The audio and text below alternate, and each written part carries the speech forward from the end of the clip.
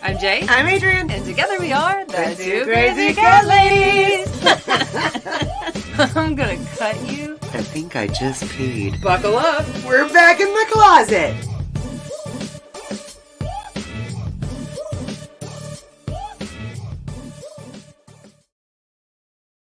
Welcome to a very special episode of Back in the Closet with the Two Crazy Cat Ladies, where this episode is all about cat grass, right? The grass for the cats. Not that kind of grass, as Dr. Jean Hofve says, who is joining us here today.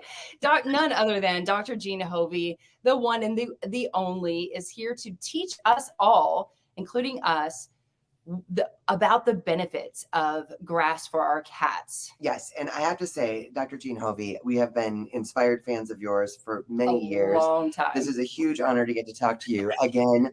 And for anyone who has not yet met you or doesn't recognize how you make the world such an amazing, much more beautiful place for our cats, could you share a short introduction of how you're changing this beautiful world?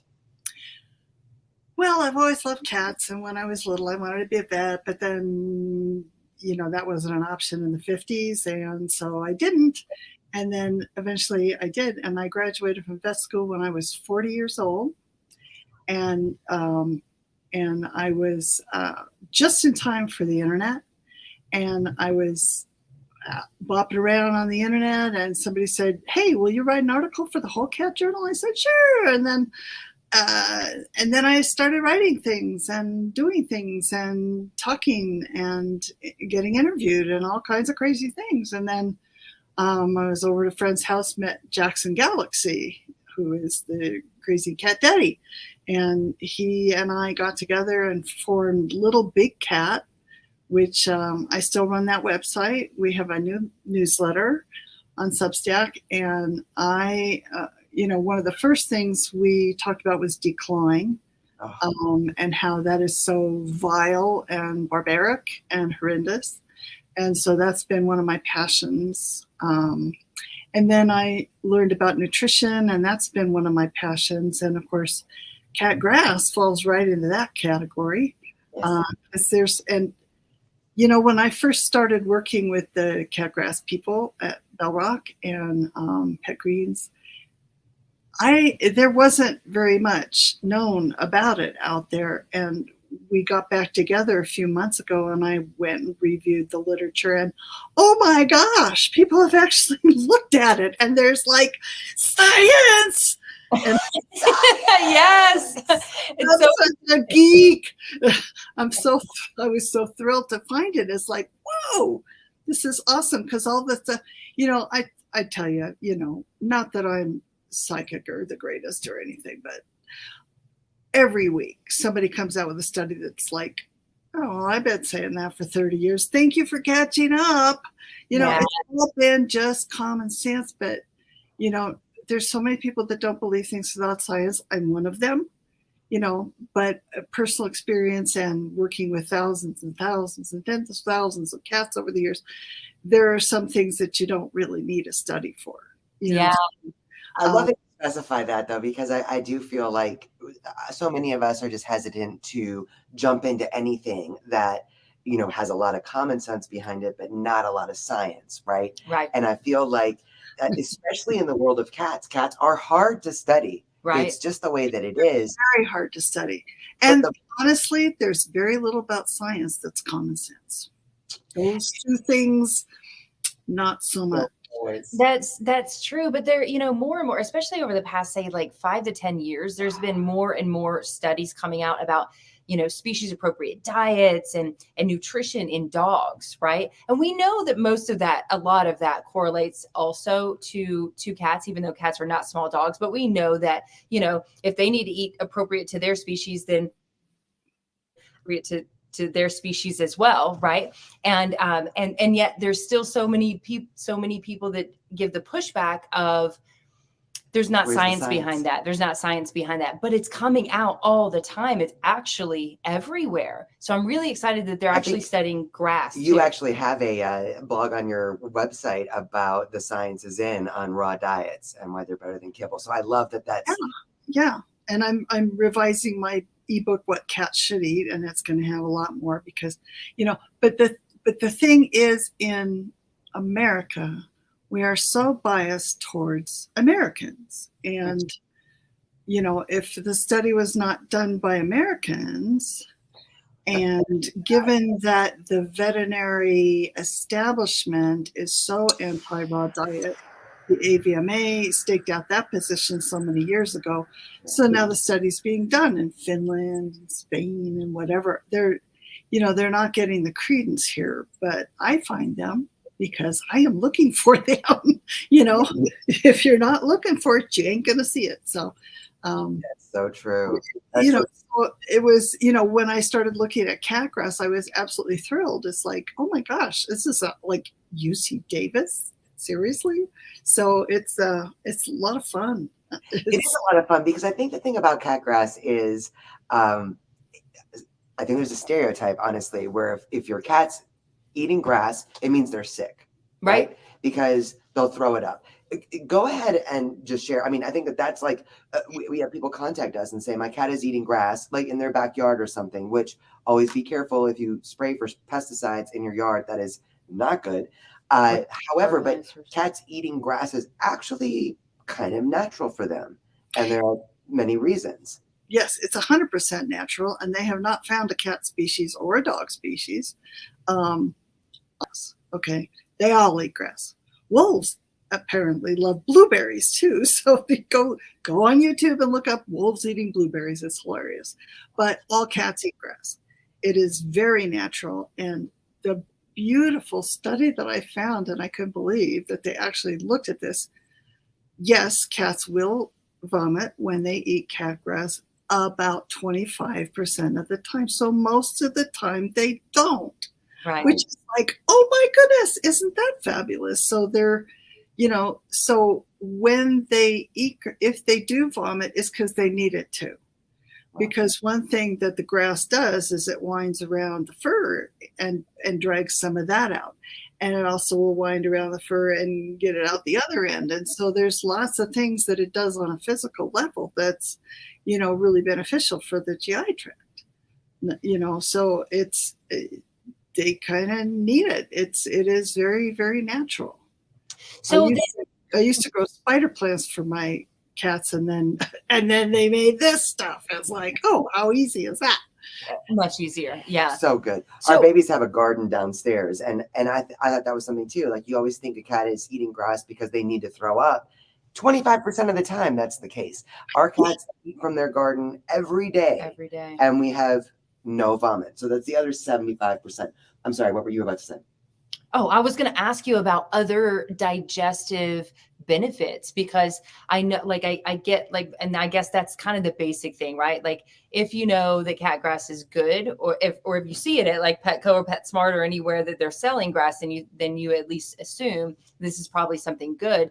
But my cat throws up, or are they only eating it because they're sick? We have a lot of people that reach out to us and they're like, I got my cat grass and they didn't eat it at first, but now they're eating it. Does this mean they're sick?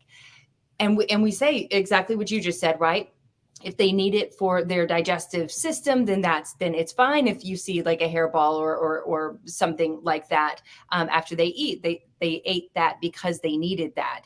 But what other digestive benefits does cat grass have, or just benefits in general, health benefits does it have for our kitties? Well, it's, there's the obvious, that is the physical action of the blades of grass themselves. Yeah. They're full of silica, which is kind of sharp. So, and there hasn't been any studies done on this, but I would love to do that.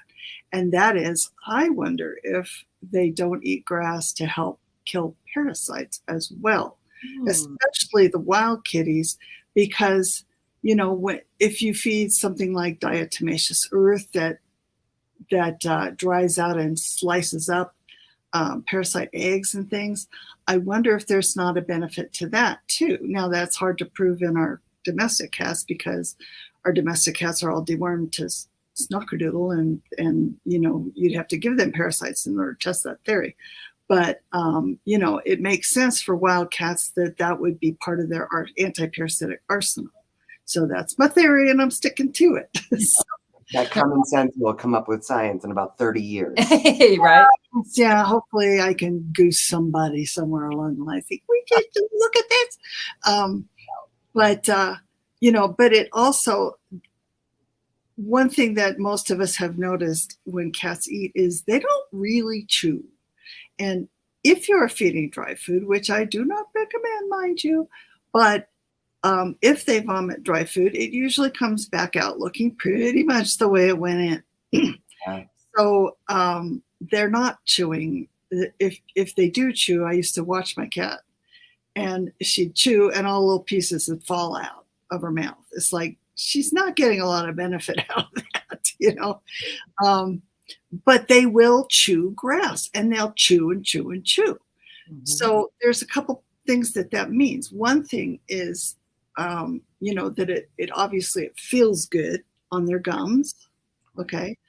It also, they are actually, if you eat a plant, you or me or a dog or a cat, unless we chew it up real good, we're really not getting any nutritional benefit from that, because plant cell walls are made of cellulose, and we don't have the enzymes to digest that, and cats do not. So unless, people give their dogs pieces of raw carrot, which is great.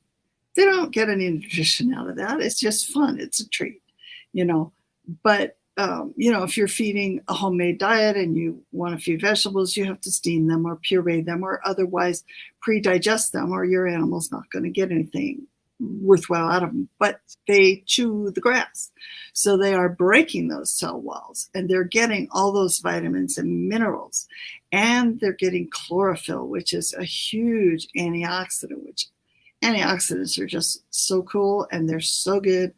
And you want me to talk about antioxidants? Oh, I could talk about antioxidants forever, the free radicals, and let's talk about the nutritional value of grass in general, because you're talking about those nutrients and those vitamins, and let's talk about all of it. What are those that are in there? Why are they beneficial?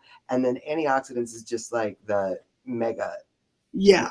Now, I didn't memorize all the list of things that are in it, but of course, beta carotene is important. Now, cats do not convert beta carotene to vitamin A. So people say, oh, they get vitamin A from, no, they don't. But they do absorb the beta carotene, and it is a very powerful antioxidant. That word again. But there's minerals. There's quite a few minerals, magnesium and what are those minerals? I can't remember right this. What's funny is that we did a whole blog on Isn't it. Fluoric acid too? Folic acid. Acid. Right. Those are B vitamins. Those Right. are the B vitamins are very important. And omega-3s. Yeah. There's omega-3 fatty acids. I just In learned grass. that like today. Alpha-linolenic acid is in the grass. And that's crucial. These things, and the minerals, they're not getting a ton of nutrients out of it. So the minerals are trace minerals. We're not going to get that excited. There's some calcium, there's some magnesium, manganese, iron, I think a little copper, but it's Oxidants. Yes, it's the phytonutrients, the antioxidants. So do we all know about mitochondria? Let's go. Mitochondria are the little guys inside our cells that used to be bacteria but are now symbiotic little guys in our cells that create the energy. They take the food and make the energy. Without mitochondria, we're dead. Deadsville, dead. Flat pancake, dead. So, yeah, when mitochondria make energy, there are byproducts. They're like a little internal combustion energy. So we burn, our cars burn gas, and it gives off byproducts. Some of them are not a big deal, like water. Some of them are not such a good deal, like smog and particulates and things. But mitochondria produce things called free radicals. Now, free radicals are very important. This is not an accident. This is not garbage. Free radicals are then taken and packaged up by the immune system. And when the immune system sees an invader, it takes a package of these little free radicals and throws it on it, and it dissolves it. Okay, kills bacteria and viruses. So it's a very important part of the immune system. However, when the system gets out of balance, now you've got too many of the worst kinds of free radicals and not enough of the good ones. So now the body understands that things can get out of balance. So we have native antioxidants, these master antioxidants, glutathione, catalase, superoxide dismutase, the big ones in the body. Now, this is great, and we don't have enough of them. Right. So what we can do is eat the ones that plants make. And why would plants make antioxidants that are useful to us? You know what they protect the plants against? Sunburn. Can you believe that? I asked a herbalist. It protects them against the sun. Wow. So, and they just happen to be there, and they're useful to us. I never knew that. I did not either. Plants make antioxidants to protect themselves from sunburn. From sunburn, right. So as a fruit ripens, you get more and more because they're being exposed to more and more sun, right? So we have the dark purple vegetables and the red vegetables. I know, it's so, it's that whole convergent evolution and that whole thing that everything on the planet works together.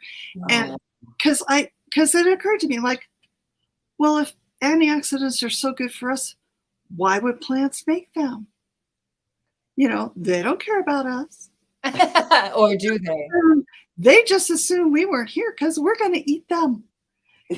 So it's a little, but they make them for their own purposes. Turns out that because, plants were here first and mammals aren't stupid, we get benefits out of them too, because that's the way the system came to be. Yeah. So we eat these antioxidants, and our cats chew up the grass, and chlorophyll is a magnificent antioxidant. And there's one other really important thing about chlorophyll, so they're getting these benefits. And what do antioxidants do? They prevent inflammation, and they tamp down inflammation. Yeah. Inflammation is the root of all evil. Yes. Yeah. And the majority of disease in our cats. Yes, that's what she means by all evil. All disease. Yeah. All the degenerative diseases and all the signs of aging and all the, so the immune system is so clever. So it's using these antioxidants to fight off invaders. And by the way, to prevent us from falling apart, so it's just magnificent. Now, chlorophyll is a really cool molecule because it's exactly the same as a molecule in our body. You know what that is? What? Come on. Hemoglobin. Are you serious? It's identical to hemoglobin, except it has a copper ion instead of an iron ion in the middle. What? Which is why Spock has green blood, by the way, because his has got copper in it. So he really has chlorophyll.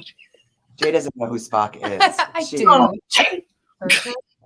Good. See? Good. Wow. I don't know if you've seen Star Trek, but my mom used to watch it. Okay. So, children. No way. So chlorophyll and hemoglobin are identical, save for hemoglobin has an iron ion and chlorophyll has a copper ion. Yeah. Is that not cool? So if you're like anemic and you need the things that will help build up a red blood cell, you have everything right there. All the proteins, all the nutrients, all the factors, all the cofactors and everything. If you're fat, you're also eating red meat, and there's your iron. So it's all one big happy. Guys, are you hearing this right now? Like, this little simple thing that we can offer our cats can give them that many health benefits. This is amazing. This is amazing. Now let's go ahead. Well, yeah, let's talk about this, because I also want to talk about the difference between the benefits of letting them munch on it like this, or cutting it up for them, or what about even like should we put it on the food? Right? Do we include, like, if because it is, the more that we've learned about it, and for years we never had a cat grass garden. Every now and then, if we saw it at the store, we would get some, if it was for sure organic, like Pet Greens is. Because I saw in the comments someone said, is cat Any grass cat from the grass. store the same as yard grass? Same benefits. No. Well, let's Yeah, tackle explain that real that, quick. please. Yeah. Okay, this is wheatgrass. You can grow really nice grass from barley, oats, wheat, and rye. And now I know if you're like me, these greens are striking a familiar chord. They are all involved with gluten. They all have gluten when they're grown up, but not now. Right. When they're little babies, they haven't formed the gluten yet. So you don't even have to worry about that. But yard grass is something called fescue, is Kentucky bluegrass usually, and it's not the same. And the grass in the yard has been there for a long time. And you're only cutting off the tops, and it's old, tough grass. And it's gonna be harsher on the tummy. This is brand new, beautiful, full of life, full of enzymes, full of happy juju grass. And, so it's just, look at the color. It's just magnificent. It's spring every day. It really is. And I have to say, so when it gets a little bit tall, what I'll do is I'll trim it, and that smell is just, babies just come. They're like, ooh, it's the fresh stuff. They just get excited. Yeah. So my cat doesn't Perry Christmas, my magnificent cat. He does not vomit very often with cat grass. Very, very rare. Now, when I say 25% of the time, some cats are really, if you're just introducing this, they're going to throw up a lot.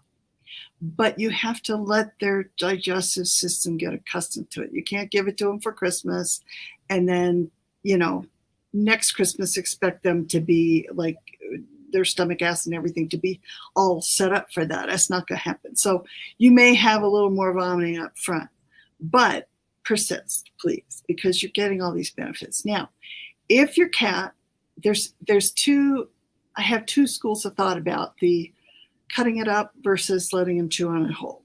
Perry is a chew on it whole kind of guy. But if your cat is not into that, or you just want them to have the benefits in an easier way, chop it up and sprinkle it on the food. You chopping it up is going to take the place of them chewing it, because if they're eating it with food, they're just going to snork it down, right? Yeah. So, so you're going to miss a little of that. So the chewing action, I think, is important. Also, I think that if your cat is really having a lot of trouble with vomiting, I would not leave the cat grass down all the time. I would give it between meals. So their stomach is empty. They can get the benefits, get the GI system cleaned out between meals.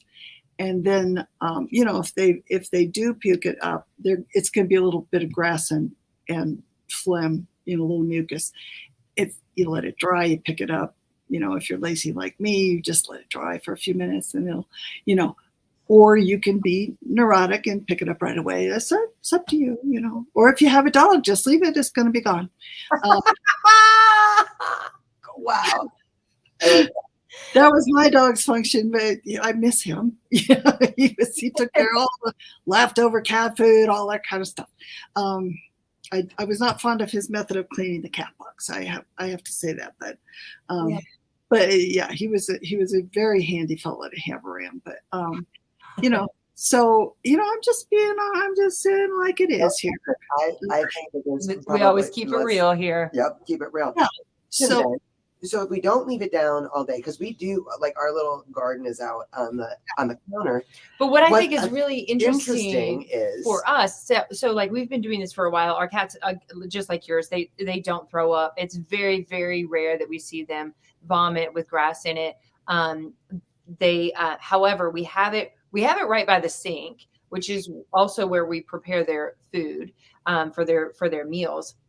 And also because it's really easy to water when it's right there by the sink, so we don't forget, right? So we have like a little garden there. And what we found is that every morning, and I don't know if they do this And at night evening too. as well. Okay, we call so it their hors d'oeuvres now. we call it their hors d'oeuvres because as soon as like we start preparing, they jump up, usually one at a time, and they go in and start chewing on the grass. And I'm like, that's like the hors d'oeuvre section. It's their aperitif. Exactly. Very good. Yeah, I mean, I would leave it out, unless they're having severe problems, and they're really having a hard time getting it adjusted to it. There's no right or wrong way to do this. I mean, they're cats. They're going to be who they are. But they're also so smart. So I think, like the process of, and you guys have heard us talk about this with Julianne Thorne and Dr. Katie Woodley and different people too, the process of self-selection, of giving our cats something to select if they need it. When they're out in the wild, they have these certain things available to them, right? But and they'll select certain herbs or grass and things like that when their bodies need it. But when they're stuck in our four walls in our home, they have less options available to them that their bodies or that they just for enrichment might intuitively want. And so, and this is not like it's not like you're going to break the bank, getting cat grass. This isn't like a super expensive purchase, but being able to have something available to them for them to self-select when needed, I think is really important. Yeah. And for indoor cats, you're bringing the outside in. Yeah. And that's really important. And the indoor enrichment piece cannot be overemphasized. I agree with you. That is so true. I know we've got V is a newbie to the podcast, the live, and wants to just clarify for everyone that's just joining us right now. Yes, there is a big difference between cat grass and good old yard grass. Yes. As Dr. Jean Hofve just explained. And I think that it's, what were the other grasses that you said are fine? We're not talking about barley, oats, rye, and wheat. So the brow, the brow grasses. Yeah. Okay. What's funny is that we don't treat our lawns. We don't treat it with pesticide and we don't treat it with fertilizers or anything like that. And we live in the desert. So we literally don't have grass in our backyard, right? We get some weeds every now and again, but all of our neighbors, which are right backed up to us, have beautiful lawns that are completely treated, that are, treated with everything. And they're, beautiful lawns. That's great. They don't look like dirt like ours, but we know the way that those chemicals travel through the soil. And when we would let our boys outside in the backyard, they would go, Twist especially, Oliver Twist would go straight to the weeds, right? He would go straight to the weeds and he'd just start chewing on them and he would always throw up. And I was like, until we got him the organic cat grass inside, and he wouldn't throw that up. And I mean, I don't have science. I didn't do any science around this, but in my head, I was like, that's because he's probably getting those chemicals and whatnot from the neighbors' yards and the pesticides and the herbicides and all that's in the soil that these weeds are coming out of versus this organic cat grass in the house. Do you think that there's validity to that, or is that just me making stuff? It could be, but weeds are tough, and so they're getting more of the irritant effect of the silica in the stalks than they are with this. That makes sense. That makes sense. Now, if you're downhill from anybody, yes, you're getting the groundwater and all that is going to get into the weeds. But I think it's more of the actual physical irritation that they get from the sod grass that's been there forever, or weeds that are, the taproot goes down 400 feet, Yeah. If your grass is like mine, it's you don't want to take those chances, satisfy your cat's instinct to chew with the good stuff, and you're not, there's none of those variables that could get you in trouble. I love how much I think our cats are like your Perry Christmas. They really love, they have no interest. I did a little experiment with them where I literally just cut off some grass for them to munch on. They have no interest in that. They want to be able to just like get down into it. Is this my Zorro? Yeah. You're about to Zorro's show the how you biggest- chew, baby? Come on. He's like, wait, there's cat grass in He just here? puts his I whole want face some. in there and he will just gnaw. And all of our babies do that. You want to come up? Say hi to Dr. T. Hofve. He's like, I smell the good stuff right here. Oh, there you go. Yeah. There he goes. Oh, Proof is in the pudding right here, guys. yeah, the buffet is open. But I did notice that, he eats a lot of it, and you can see the ones that he does eat, that he'll swallow those. But a lot of them just have those chew marks on it where you can see that the outer cell walls, whatever, are just completely damaged, like they're sucking on them almost. Yes. Exactly, like they're Yeah. all that good juice with all the enzymes and all the good juju in there. Yes, and that's what he does, and he's our biggest grass lover. Oh, I that's think. cute, baby. We got to give him one now because because he's Yeah. like, let's Of course. put it He's on the like, little please. table like that. Please don't make me get on camera. Okay, for I this. know time is flying as we're talking about this, but I wanted to ask you, what in the world is this mRNA in cat grass? Oh, yeah. MicroRNA. Now, sometimes it's brief mRNA, but that's also messenger RNA or miRNA, but it's microRNA. So microRNA is little tiny messenger molecules, and our body makes bazillions of them. And they help control gene expression. So there's genetics, the DNA, and there's the epigenetics, which is the protein coding that is read and opens up and allows certain genes to be read at certain times. And these little microRNAs feed into that system and say, okay, now let's open up this gene because we've got some issues, and that's the one we want right this second. Because they're short-lived, they're quick, they in and out, and so we have tons of them. Plants also have tons of them. All organisms do. It turns out, amazingly, that when we eat plants, some of those plant microRNAs get absorbed right into our bloodstream, and they affect our DNA. They can go have actions on our genome, on our genes, and our gene expression. And the most fascinating one I found was this. It just stunning. There's a particular microRNA in people that stops a gene that. Okay, there's tumor suppression genes, and something happens, and the suppressor gene gets suppressed. The microRNA says, no, we want the tumor suppression gene. Come on, we want to suppress tumors. What, are you kidding me? And there's a plant microRNA found in olives. In one case, I think it's in probably a lot of things. I love olives, but and it is exactly homologous to our anti-tumor suppression gene, and it is even more powerful. And there's one in the Pacific yew tree, which is the source of the chemotherapy agent Taxol. It's more powerful than Taxol. This little microRNA.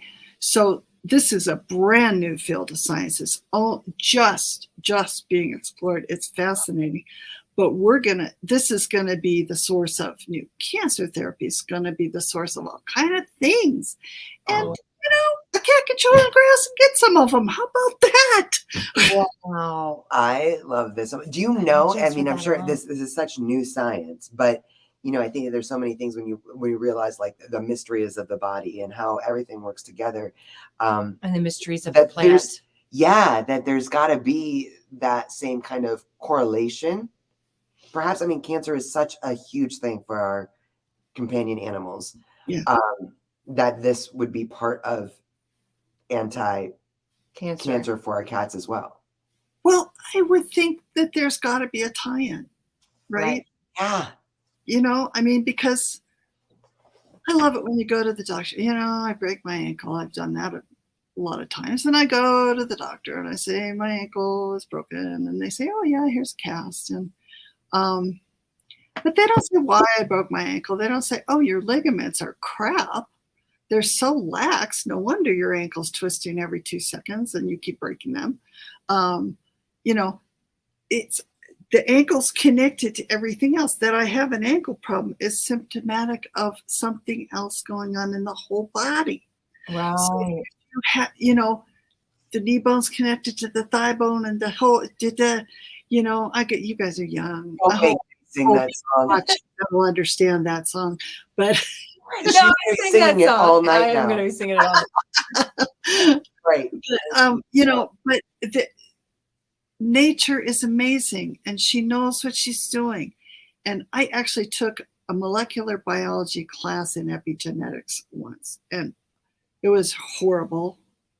But the detail, this little thing here that happens over here, to get anywhere, it's so complex. It's so ridiculous. It is so out of existence. You know, everything has to be tied together somehow. And if your cat is going to eat grass, there's a dang reason for it. Yeah. And there are many benefits. And, you know, how can it not be good? So we do have a couple questions coming in. Are you up for taking a couple questions before we? Okay. But I do want to ask before that, my own question for you is, I really feel that there's an importance to the being certified organic. That's what I really love about pet greens. And I feel like so often, when we're at the grocery store, I was like, ooh, look they had the wheatgrass in the little and it's containers. In the organic section. And it's in the organic section, but nowhere on the grass itself does it say USDA organic. certified. So, oh, tricky dicky. Oops. So I wanted to ask your opinion. A, is it important for our cats to get organic, or does that matter? I feel like we did not get the cat grass at the market. We are we only get pet greens now, to be honest with you, because it is certified organic. Yeah, and it says so. Is that important? Yes, I think the more organic we can be, the better. Now, maybe this wheatgrass at the grocer's was grown organically. Where did they get the wheat? Right. You know, where did they get the seeds? Was that some of the regular old wheat out there that was sprayed with glyphosate, with Roundup to kill it? And is it, you know, are those seeds contaminated? You know, it's not just about that. And, you know, did it come from China? Who knows? Right. I mean, pet greens is organic. It's grown right here. It's, you know, it's oh, you've got another customer. Oh, good. I want to it actually says it. Yeah. And I think it has to be important because, you know, there's no genetically modified wheat in this country, but wheat has just as much glyphosate sprayed on it as any genetically modified crop. And in fact, legumes in particular have more glyphosate on them than GMO corn, you know, because they spray it at harvest and it gets all over the place. It gets taken up into the beans and stuff. And it's awful, you know, so oats. And there was a study they did on chickpeas, and they found that the organic hummus had as much glyphosate in it as anybody else. This world is getting crazier and crazier. So the more organic you can be, the better. Safer you're going to be. I mean, nothing's perfect. The air we breathe ain't perfect, but the more factors we can tick off on our side of the checklist, the better. Yeah. The better. Yeah. All right, we got a couple questions. April is asking, "Hi, is this good for 3-month-old kittens?" Yeah. too? Is there a certain age that you would say start offering cat grass? You could try. They may or may not be interested at that age. I think they probably are not going to be interested in eating it, but they might be interested in playing with it. I'd probably, you know, at 3 months, they haven't even been on solid food all that long. I might wait a little bit, you know, just to let them get their feet on the planet a little better. But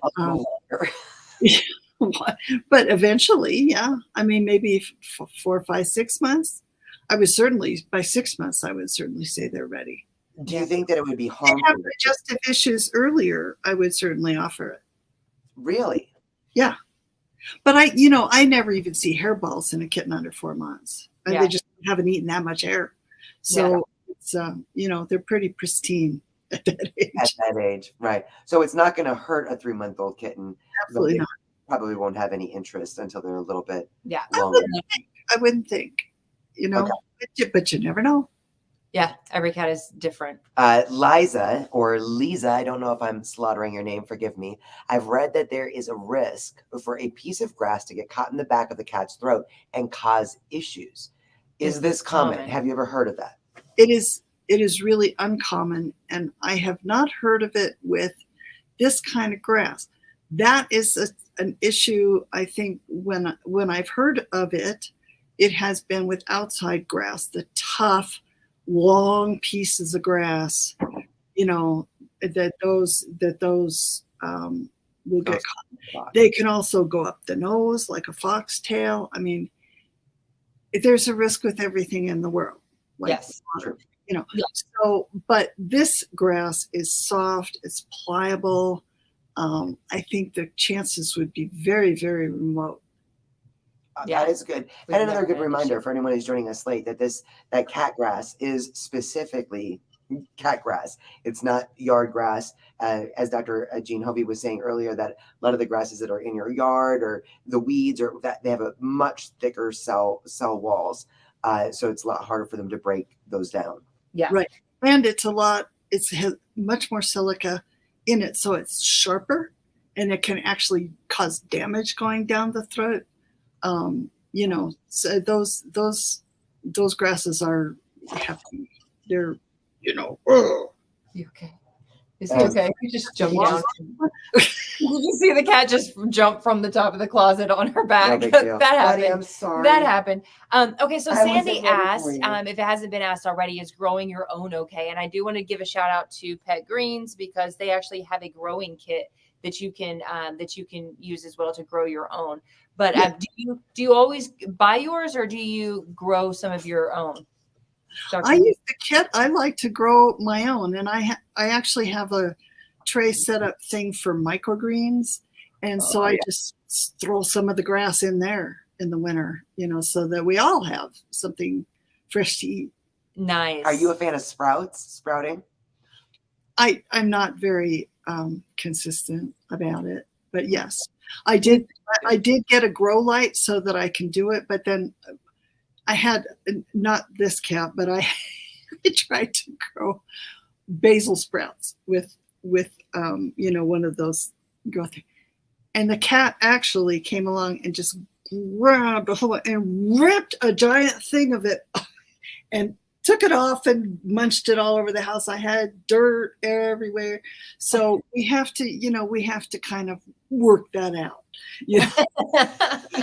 I saw a question earlier. I'm not quite sure if I can still get to it. It was basically something about, Danae, where should I keep it to prevent them from knocking it over or pulling it all out? Do you have any suggestions? Yes, actually I do. So get a bigger container and get those, go to Michael's and get those little glass beads or some kind of thing. So put